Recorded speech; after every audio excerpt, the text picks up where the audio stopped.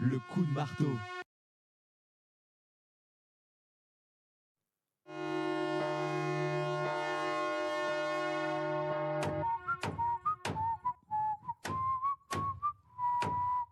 Le coup de marteau. Et le coup de marteau de Renaud Bochart. Bonjour Renaud Bochart. Bonjour Clémence. Qui nous parle depuis les États-Unis. Vous êtes, je le rappelle, avocat, fondateur du Substack Les Chroniques et Grégoriennes et de ce livre, Christopher Lasch, un populisme vertueux aux éditions Michalon. La dernière fois, vous nous aviez déjà, d'ailleurs, un petit peu inquiété avec le risque d'une censure énorme à partir de la censure de TikTok, qui allait être dérivée à tous autres réseaux sociaux éventuels, médias sociaux. Et aujourd'hui, vous voulez continuer dans cette veine et dans la désinformation. Oui, la désinformation, je crois que c'est le thème le plus important du moment. Et d'ailleurs, j'avais publié, à cet égard, je le rappelle, sans doute l'article le plus important. J'avais traduit en fait l'article le plus important sur la guerre informationnelle, qui était un article de Jacob Siegel. Donc, il est sur mon Substack. Sur mon Substack Les Chroniques et Grégoriennes. D'ailleurs, je dois rencontrer Jacob Siegel dans quelques semaines. Donc, je suis très enthousiaste Vous là-dessus. nous raconterez, oui. Donc, la lutte contre la désinformation, oui, il se passe énormément de choses. Et notamment, on a vu la dernière fois un volet parlementaire avec l'adoption par la Chambre des représentants du Foreign Enemies Controlled Application Act. Je le rappelle, vous disiez, c'est un Patriot Act 2.0, donc au nom de la sécurité nationale, qui permettait de lutter contre des éventuelles ingérences ou ennemis extérieurs, donc entre autres chinois avec TikTok. Et en fait, par-delà cela, permettait de lutter aussi contre une certaine information aux États-Unis. Oui, la grande nouvelle de cette loi, c'était le retour d'une unité bipartisane, comme rappelant celle d'après le 11 septembre. Les républicains au Congrès avaient été jusqu'à présent en fait plutôt contre la tendance du Parti démocrate à vouloir passer des lois très restrictives et autorisant des censures massives de propos en raison de normes de contenu, en raison d'une nomenclature fondée sur des contenus jugés comme des contenus dangereux parce que, comme la désinformation médicale, par exemple, sur les vaccins. Donc, on a vu que le thème de la sécurité nationale, qui est une obsession de l'establishment républicain depuis longtemps, est revenu, en fait, a fait revenir aux pires heures de l'administration Bush, la pire administration avant l'administration Biden, sur rien que l'invocation du thème de la sécurité nationale a fait que nous retrouvons cette unité bipartisane très inquiétante. Mais cette unité bipartisane très inquiétante, elle s'est manifestée lors de l'audience dans l'affaire Murphy versus Missouri devant la Cour suprême. Donc là, c'est le volet judiciaire. On a vu notamment Ketanji Brown Jackson, qui est une juge, la dernière juge en fait nommée par Joe Biden, qui s'est inquiétée, c'est le terme qu'elle a employé, s'est inquiétée que la liberté d'expression ne vienne en fait paralyser le gouvernement dans des heures très sombres. Elle voulait dire, bien évidemment, des heures très sombres, la perspective, le contexte d'une élection dans laquelle le candidat républicain est Donald Trump. Mais chose encore. Ça, c'est les heures sombres de l'histoire américaine. Voilà, donc on retrouve encore ce thème de danger existentiel pour la République américaine que représenterait Donald Trump, sachant quand même qu'il a été déjà président pendant 4 ans et qu'il ne s'est pas passé grand-chose si on on regarde attentivement la présidence Donald Trump, la première. Euh, et la chose la plus inquiétante qui s'est passée lors de cette audience devant la Cour suprême, je tiens quand même à préciser qu'en règle générale, les audiences devant la Cour suprême concernent assez peu d'indications sur la décision qui sera rendue. Mais de manière récente, on a vu que ça devient un indicateur de plus en plus fiable. On voit que la Cour suprême elle-même est en train de euh, de devenir plus lisible à partir de ces audiences. On a vu notamment deux juges conservateurs, Brett Kavanaugh et Amy Coney Barrett, qui semblaient sympathiques vis-à-vis de l'idée qu'on puisse censurer des propos. Et encore une fois, dans la Constitution américaine, dans la tradition du free speech américain, il faut distinguer vraiment le tabou suprême, c'est de ne pas censurer a priori des propos, des contenus, en fonction d'une sorte de contenu général, c'est-à-dire le tabou suprême, ce serait de dire, par exemple, euh, on doit censurer tout propos disant que les vaccins ne sont pas sûrs et effectifs. Ça, c'est exactement ce que la Constitution américaine, ce que la tradition jurisprudentielle américaine interdisait. C'est content restriction. Ça, c'est vraiment la chose la plus honnie dans la tradition jurisprudentielle liberté d'expression aux États-Unis. Or, on voit maintenant on commence à exprimer des sympathies pour censurer a priori un certain nombre de contenus. En fait, on établit des nomenclatures de contenus. On dit non, ça c'est une idée dangereuse, idée virale qui peut attenter à la sécurité nationale, à la santé publique, etc. Et on voit un infléchissement. On voit un infléchissement de l'establishment politique, mais on voit aussi un infléchissement de l'establishment du judiciaire. Et c'est ça qui est particulièrement inquiétant. Et au motif, encore une fois, c'était la sécurité nationale. Oui. Donc là, on voit bien le parallèle avec, en effet, ce Patriot Act 2.0, la sécurité nationale. Là, au nom de la sécurité, on est à peu près à brader, même pour les Américains, pour qui c'est sacré, cette fameuse liberté d'expression. Alors, qu'est-ce qui s'est passé racontez-nous un peu l'affaire Missouri contre Biden. Alors, l'affaire qui s'appelle maintenant Murphy contre Missouri, en fait. Donc, l'affaire Missouri contre Biden, il y avait un certain nombre, en fait, de plaignants, dont un médecin qui s'appelle Jay Bhattacharya, qui est le co-signataire de la Great Barrington Declaration, qui est une déclaration d'un certain nombre de médecins, d'ailleurs très capés, des gens qui viennent. Enfin, Bhattacharya était à Oxford. Gupta était, Bhattacharya était à Harvard, Gupta était à Oxford, et puis le Kernhoff, je crois que c'est le troisième principal médecin, était quant à lui à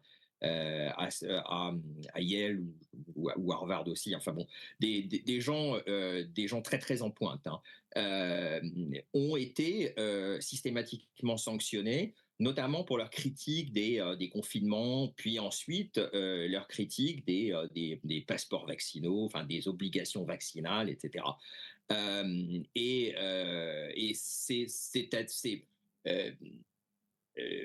donc ils ont été les plaignants devant des juridictions fédérales dans les États, qui ont jugé que les interférences, les communications entre les agences fédérales, le gouvernement fédéral, des agences fédérales et les grandes plateformes de l'Internet visant à sanctionner en fait un certain nombre de contenus. Alors, il se trouve que ces communications souvent se faisaient par le biais d'intermédiaires. Le gouvernement a financé un certain nombre d'entités comme le Elections Integrity Project, le Virality Project, etc. Tout ça, j'en avais déjà parlé dans un certain nombre d'interventions. Et puis, vous retrouvez ça sur ma couverture principalement des Twitter Files sur mon... Ce que j'allais dire, tout ça est en écho avec les Twitter Files, et ce qu'on avait déjà découvert, c'est-à-dire qu'il y avait cette connexion, comme vous le dites, entre la CIA, le renseignement, Vous avez tout le monde. Le FBI, la CIA, le département d'État, ouais. le Et puis ces département de... plateformes des réseaux sociaux. Et la Maison Blanche elle-même qui Mm. demandait en fait à ce que Twitter, par exemple, censure des comptes des comptes particuliers, comme celui par exemple du docteur Mercola. Mm. Euh, Donc euh, là, on a donc, des noms de grande renommée, des médecins de grande renommée qui portent plainte parce qu'on a atteint finalement leur liberté d'expression dans ce cadre-là, alors qu'ils critiquaient en tant que médecin et donc en tant que connaisseur de la situation les confinements et autres méthodes du Covid. Exactement. Donc c'est ce qui s'est passé. Là-dessus, se sont joints en même temps à ces médecins, à ces plaignants, ces individus, un certain nombre d'avocats généraux d'État, dont l'avocat général du Missouri. Donc, et plusieurs décisions ont été rendues disant que les interventions de l'État fédéral, parce que si il faut savoir que a priori une personne privée peut décider de modérer, peut décider de supprimer certains contenus. Oui. En revanche, si derrière la suppression de certains contenus, vous avez une requête de l'État fédéral, Mm. là, vous rentrez véritablement dans la prohibition du premier amendement. Mm. Vous rentrez véritablement dans une atteinte à la liberté d'expression qui est protégée, qui est un droit fondamental, protégé de manière assez absolue d'ailleurs par le premier amendement. Donc, lorsque le gouvernement fait des requêtes, et une des questions qui se posait, c'était de savoir si ces requêtes d'ailleurs étaient quelque part contenaient une certaine coercition. Oui, c'est ça. Obligatoire ou pas, finalement. Vis-à-vis des plateformes. Mm. Donc, la question qui se posait, c'était de savoir si, en faisant droit à ces requêtes, souvent matinées de coercition, les plateformes N'entravait pas. Oui. sont pas en fait à une action de l'État qui vise à directement censurer des propos. Ce serait complètement contraire à toute la tradition jurisprudentielle du free speech. Oui. Il y a une deuxième, attention, ça c'est l'affaire Murphy versus Missouri. Il y a une deuxième affaire devant la Cour suprême. Alors juste, pardon, avant qu'on arrive à la deuxième affaire, pourquoi Biden? C'est carrément une plainte contre Biden? Non, en fait, là, c'est de la tradition en matière de nom de partis, en fait. Vous avez, dans la plupart des grands arrêts de la Cour suprême, les partis nommés vont être soit le président, soit le secrétaire d'État, par exemple. Donc, c'est le président en tant que chef de l'administration. D'accord. C'est un petit peu comme si ce Biden est synonyme dans cette affaire de gouvernement américain, oui, de État. Oui. Si vous êtes État français, en fait, D'accord. Dans une plainte. Alors la deuxième affaire, pardon, je vous ai coupé. Deuxième affaire qui vient devant la Cour suprême. Alors là, ça concerne, elle est complètement connexe de l'affaire Murphy contre Missouri. C'est une affaire Net Choice contre Paxton, où Moody, en fait, elles sont jointes, et Moody versus Net Choice. Et là, cette affaire concerne une loi texane, HB 20, qui interdit aux plateformes de réseaux sociaux de censurer, d'interdire ou de débancariser les auteurs de contenu, précisément en fonction de définition a priori de contenu à bannir.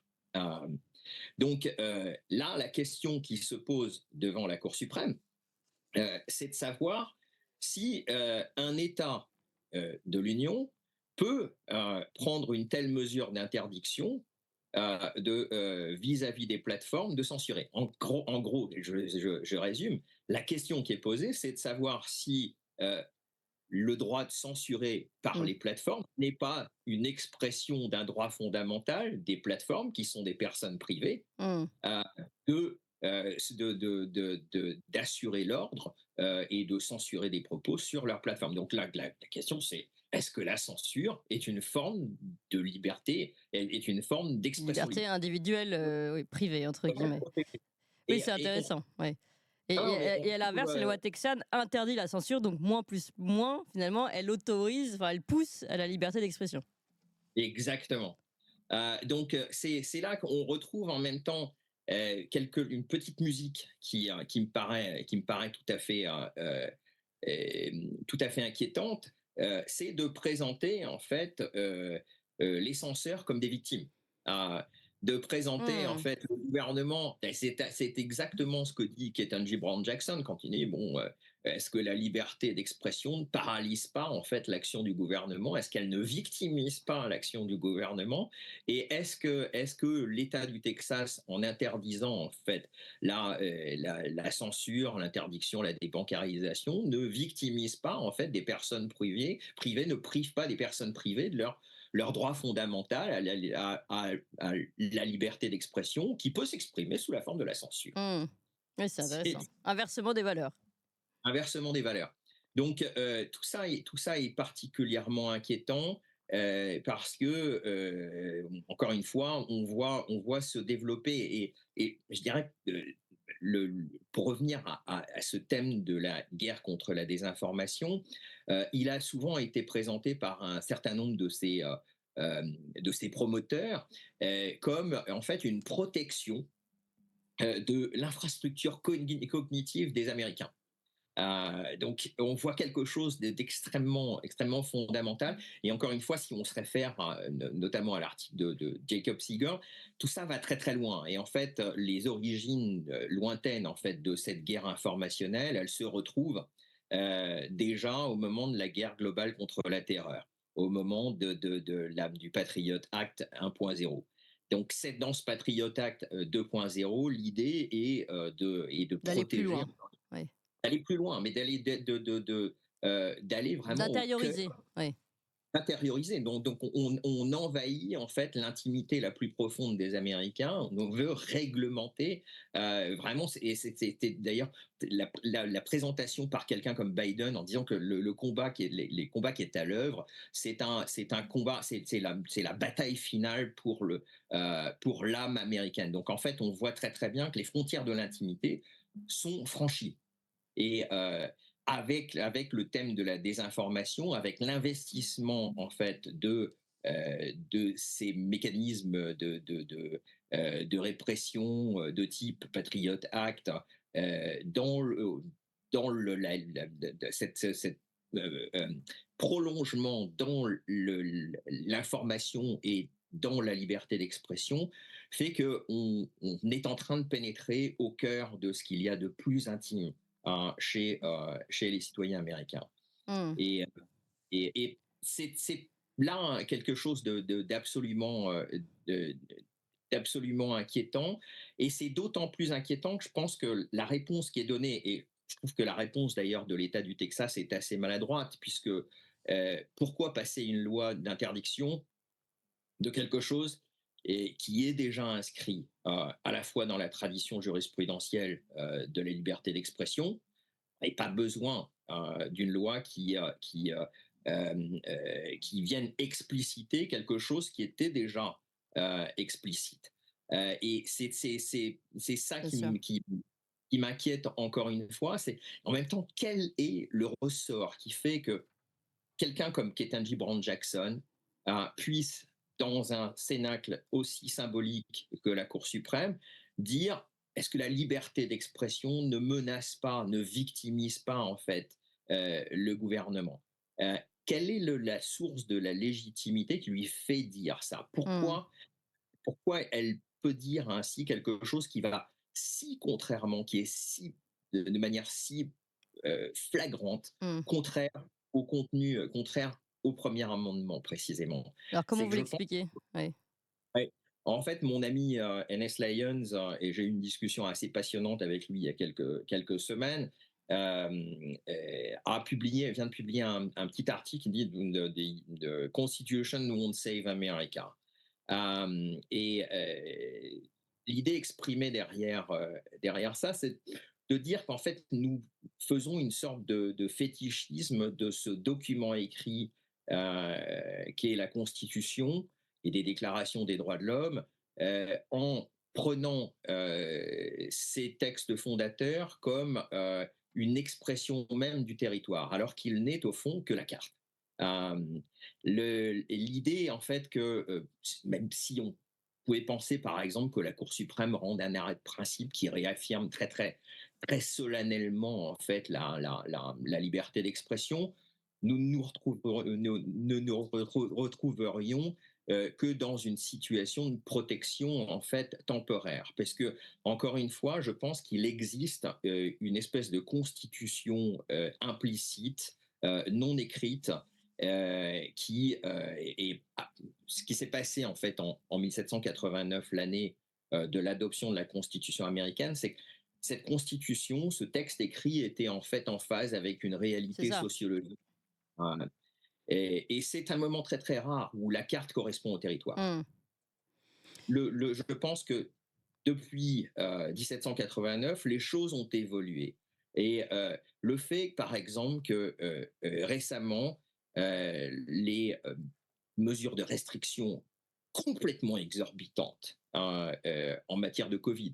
Je rappelle qu'on a quand même on a confiné des populations saines entières, on a imposé des technologies médicales expérimentales à grande échelle sans les avoir testées au motif de la santé publique. On a sacraliser une véritable prêtrise médicale en expression de la vérité absolue. On a vu des choses complètement. Je pense que le Covid a été vraiment un moment de révélation de quelque chose de très sinistre à l'œuvre. Et nous voyons une espèce de légitimité qui s'exprime dans la bouche de tous nos leaders, de toute la classe en fait professionnelle managériale. Je préfère l'appeler d'ailleurs classe des virtuels parce qu'elle vit dans un monde virtuel qui fait que on a l'impression qu'ils ont la confidence d'avoir prêté allégeance à une véritable constitution sociologique du pays, qui représente aujourd'hui la réalité du territoire. Donc, en fait, en nous arc-boutant sur la défense d'un texte, même si ce serait tout à fait souhaitable que ce texte soit réaffirmé, peut-être nous égarons-nous. Parce que je pense que la question qui se pose aujourd'hui, c'est véritablement de recréer des institutions parallèles. Nous voyons très bien que le projet de Tour de Babel autour de nous est en train de s'effondrer. Mais je dirais que l'opposition n'arrive pas en fait à formuler une véritable alternative, positive, en nous arc-boutant sur la défense en fait de valeurs constitutionnelles. Et encore une fois, hein, si nous pouvions les restaurer, ce serait absolument formidable. Je crois que nous, malheureusement, nous sommes en décalage avec une réalité cachée, d'une certaine façon, implicite. Et ça revient aussi à un thème qu'on reprend nous souvent ici. On dit les libertés ne se donnent pas, elles se prennent. Et finalement, on a tendance à vouloir attendre du droit quelque chose, de la Constitution, qu'elle nous défende, alors qu'en fait, il faut juste, comme vous le dites, c'est la différence entre la carte et le territoire. Il faut se battre nous-mêmes tous les jours, peut-être aussi pour défendre ce que nous sommes, nos valeurs, par exemple. Et si ça, c'est perdu, donc sur le terrain implicite, nous avons perdu, alors sur le terrain légal, nous perdrons également. Je pense que ça rejoint un peu ce que vous disiez. Oui, ça rejoint tout à fait ce que je disais. En fait, ça s'exprime d'ailleurs.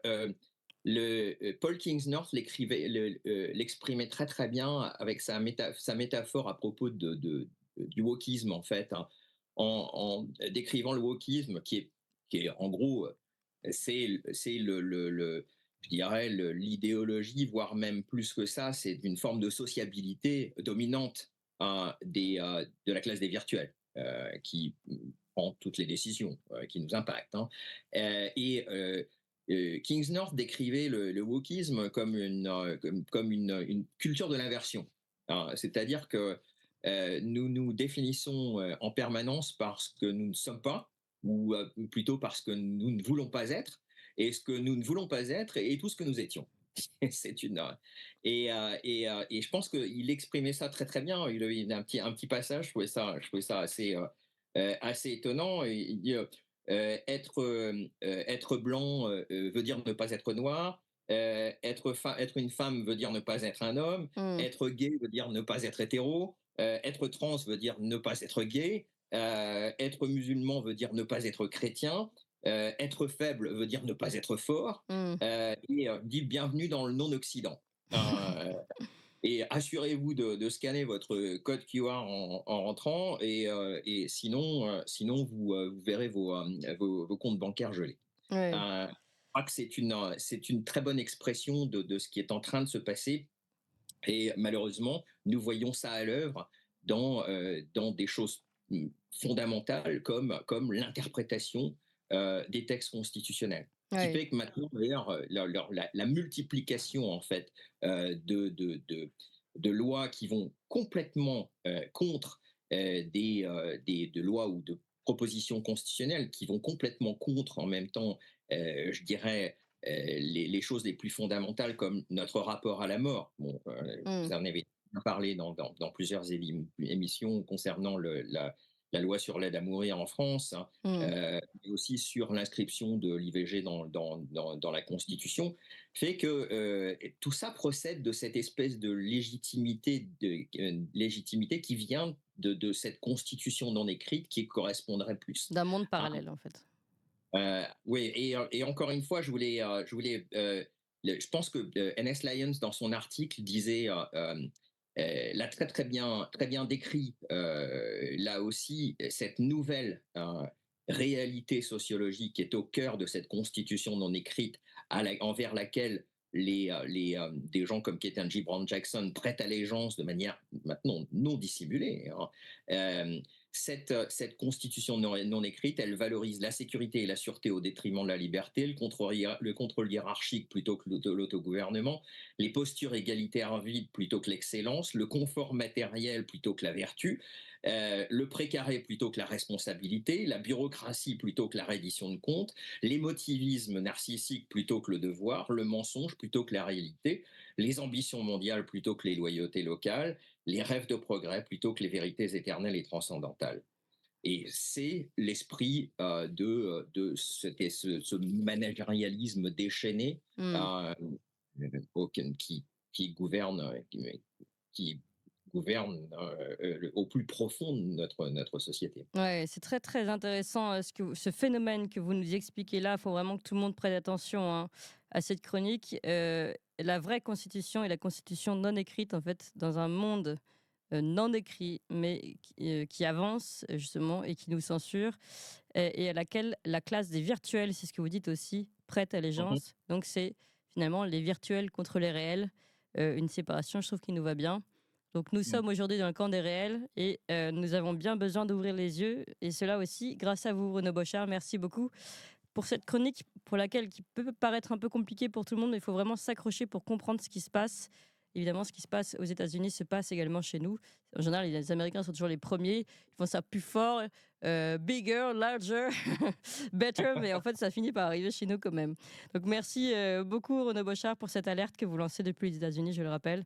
Merci encore. Je ne sais pas si vous voulez rajouter un dernier mot. Non, simplement, c'était un petit aparté en fait, parce que on est un petit peu dans un entre-deux en fait, dans cette année électorale assez particulière, et peut-être que je voulais insister sur des choses qui collent moins directement à l'actualité, mais qui sont en fait plus au cœur des significations profondes de Bien sûr. ce qui est en train de nous arriver. Et je pense que ça fait du bien de temps en temps, en même temps, de se détacher un petit peu de l'actualité, ou du moins Direct, bien sûr. direct, et surtout d'ailleurs de l'actualité telle qu'elle nous est dictée d'ailleurs Hmm. par la classe des virtuels. Ouais, Donc, la classe virtuelle, vous le dites, on parle beaucoup de l'état profond, et maintenant, grâce à vous, on comprend qu'il y a aussi une forme de constitution profonde en fait, la morale de cet état profond. On l'a bien compris. Merci beaucoup, Renaud Bochard, justement, pour cette analyse très profonde, elle aussi. Dans 2 semaines, en attendant, ou alors un peu avant, s'il y a une urgence depuis les États-Unis, évidemment, on reste en contact avec vous.